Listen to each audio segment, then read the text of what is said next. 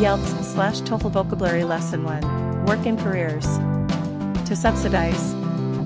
To pay part of the cost of something, usually in order to help people. The government could encourage children to be healthier by subsidizing sports coachings during the weekend. Work-life balance. The ability to work hard but also enjoy a good quality family and social life. People are working long hours these days, and so their work-life balance is affected, leading to stress. Perks, reward from an employer, which are not financial, for example, free lunch, car, etc. Personally, I'd like to work for a company that gives lots of perks, because I would find this very enjoyable. Day release programs. Programs of training or education when employees can spend entire days out of work.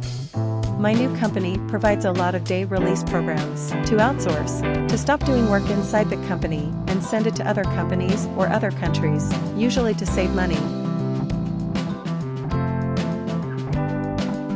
Many American companies have outsourced their IT operations to Asian countries, where productivity is similar and salaries are lower.